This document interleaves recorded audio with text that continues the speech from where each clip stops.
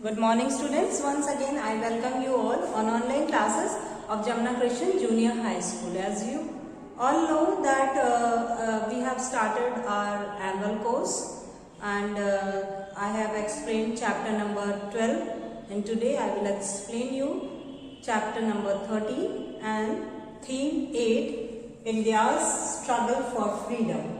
Lesson 13, the Indian national movement from 1885 to 1960. It is on page number 132. Now, I will tell you phases of Indian national movement. The history of Indian national movement led by the Congress can be broadly divided into three phases. And the phases are early nationalist phase, nationalist phase from 1885 to 1905, and second in assertive nationalist phase, it is from 1905 to 18, and third is Gandhian phase, it is from 1918 to 47. The earliest nationalist moderates, next topic is the early nationalist, the moderates, it is from 1885 to 1905. During its initial years, the Congress was led by leaders who were described by later historians as early nationalists. The members of the Congress during the early nationalist phase belonged mainly to the educated middle class, intellectual community like teachers, journalists, official professionals, industrials. The important leaders during this periods were Dadabhai Naoroji, Surendranath Banerjee and Gopal Krishna Gokhale. These are the leaders of the early nationalists. Now, next is beliefs.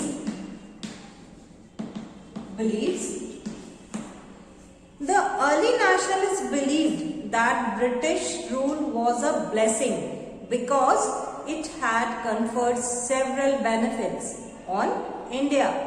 They felt that at that stage of history, it was their own interest to remain under the British since they were not yet ready to govern themselves.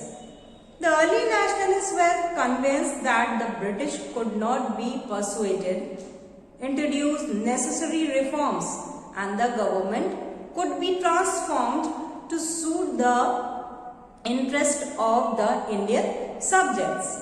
They had faith in British since justice and fair play. Now next is objectives.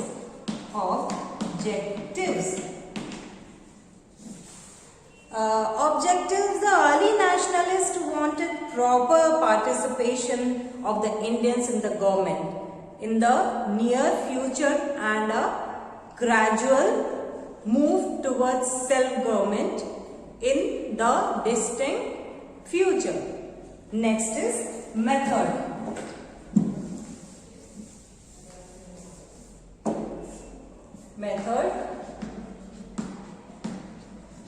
Next is methods. The moderate adopt peaceful and constitutional methods. They presented their grievance to the government and waited patiently for the government to pass laws to remove those governance. They believed that the government would gradually give in to their demands. They promoted unity and spread political awareness among the people and built a strong public opinion through meetings, lectures and the press. They also went delegation to England to pursue the British government to introduce necessary reforms. Demands of the early nationalists. demands of the early nationalists.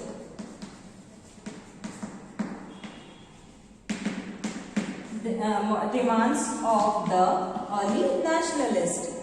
Now the early nationalists wanted the British to introduce certain reforms for the welfare of the sections of Indian society. They believed that the British would grant them their request if they were convinced that the demands were reasonable and just. Now, contribution of the early nationalists. Contribution of the early nationalists.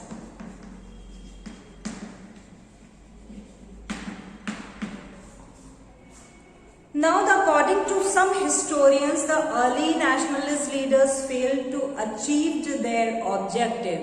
There is no doubt some elements of truth in their criticism. If we remain the early nationalist phase in the context of the entire movement, the achievements of the Congress become obvious.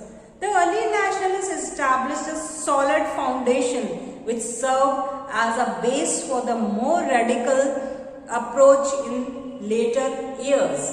They spread political awareness among the people and instilled in them a sense of national unity. The people began to think of themselves as members of one single nation, the Indian nation. The path for united national struggle was laid. The Congress under the early nationalists trained the Indians in political affairs. They educated them in political manners also, and with ideas of freedom, government, democracy, circularism, nationalism, etc. Then this knowledge of training in political affairs helped Indian nationalists to organize and raise the national movement to the next stage of the development. The beliefs of the early nationalists, peaceful, orderly change and a circular approach to national problems have acquired special relevance towards today's world of violence and communal policies. A moderate approach to the complex problems of today in perhaps for only most visible solution that can heal our world.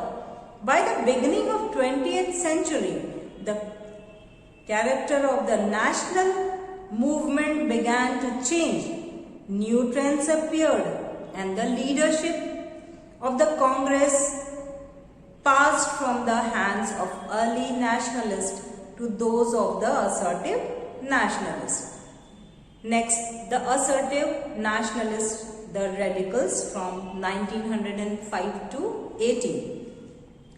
The transition in the national movement marked the beginning of the second phase of the national movement. It is known as the assertive nationalist phase and was led by the outstanding men like Bal Gangadhar Tilak, Lala Lajpat Rai, Chandrapal and Aurobindo Ghosh. Their political beliefs, aims and methods were very different from those of early nationalists. Now, the beliefs. The assertive nationalists had no faith in the British sense of justice and fair play. They believed that the British rule in India was not a blessing but a curse. They were convinced that the British had no intention of introducing reforms for the welfare of the Indians. They realized that the British interests were different and clashed with the Indian interests could never grow and progress under British rule. Objectives. The goals of the assertive nationalist was self-government in gradual stage, but immediate freedom means Swaraj from British rule. And now the methods. The assertive nationalist had no faith in constitutional method followed by the early nationalist. 20 years of prayers, petition, appeals, resolutions and representations had failed to yield any concert result. Tilak knew that the British would never concede to the demand for Swaraj without a struggle. So, a radical method of active opposition to the government would have to be adapted. Swaraj would have to be achieved through a political anti-government, education and with the involvement and support of the masses. The Congress would have to be transformed for a platform for debates among the westernized Indian intelligence into a regiment of freedom fighters united, determined, confident and willing to make sacrifices also. Now the partition of Bengal.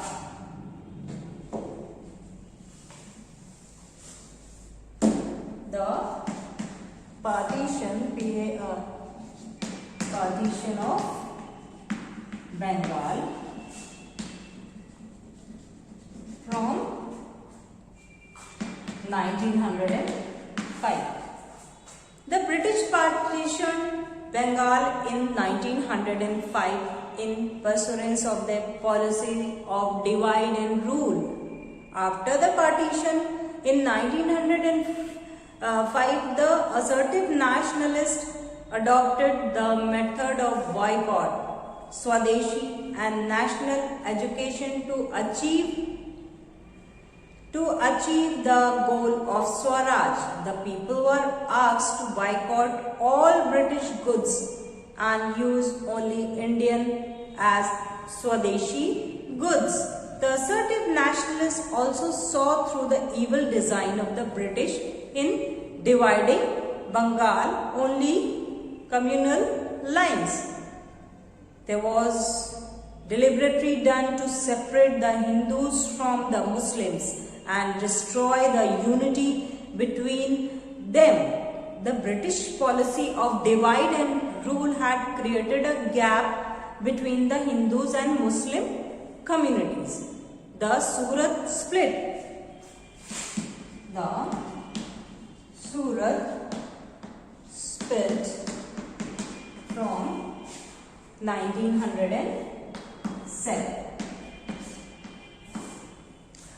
The Surat split, the partition of Bengal, briefly brought the early nationalists and the assertive nationalists together. The early nationalists supported the radical method of political allegation, Swadeshi and boycott to protest against the partition of Bengal. However, the unity between the two groups was short-lived. Cracks between the two wings of the Congress began to appear in the course of the movement against partition. The early nationalists and their assertive counterparts failed to agree on various aspects of Swadeshi and boycott movement, and in 1907 at Surat session of the Congress, the early nationalist leaders expelled the assertive nationalist leader from the Congress. The latter continued to function as a separate group till 1916. Now the Muslim League.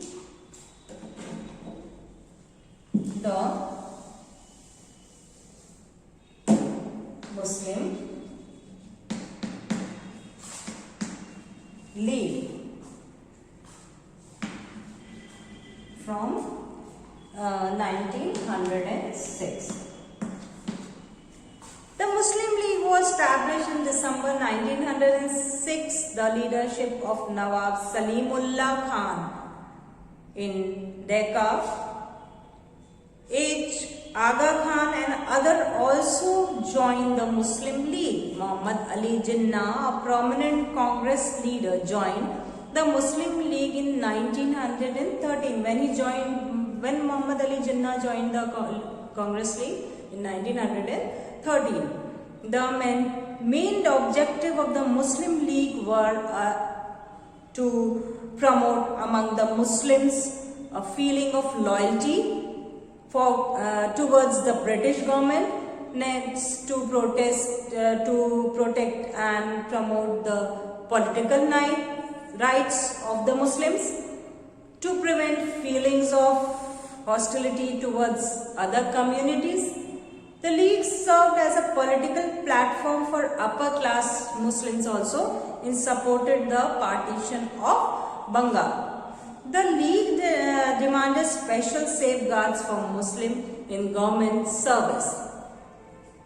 In 1906, it appealed to the history of separate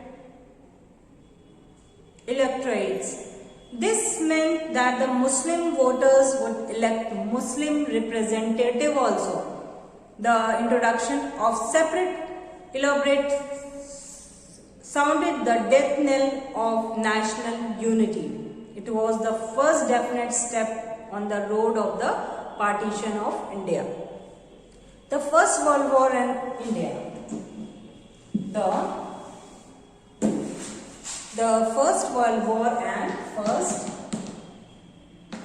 World War and India.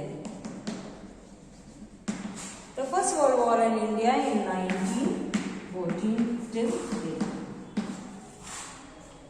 The outbreak of the First World War in 1914 had a significant effect of the national movement as a colony of British Empire. India was automatically drawn into the war. There was an outburst of loyalty and the Indian nationalist leaders supported the Britishers government with men and money. More than 1 million of Indian soldiers were sent overseas to join the British army, and 100 millions pounds were given to the British government also. And the British and their allies declared that they were fighting the war to make the world safe for democracy and to promote the right of nations to form self-governments also. This led to the Indian nationalists to believe that a grateful British would reward India's loyalty and fulfill its demands for self-government. The war dragged on. The hopes and expectation of the Indian leaders began to wane. The British continued to ignore the Indian demands for reforms. By 1915, Tilak in 1914, after 6 years of imprisonment, was convinced that the British had no real intention of granting any consensus to the Indians. The Home Rule Leagues in 1916. 2 Home Rule Leagues were formed in 1916, one under the leadership of Tilak and the other in the leadership of Annie Besant. Together they spread the Home Rule movement to different parts of the country. The main aim of the league was achieve self-government within the British Empire after the war.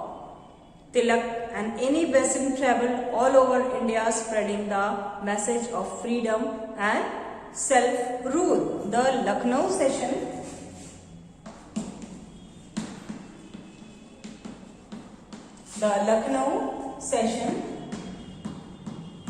of the Congress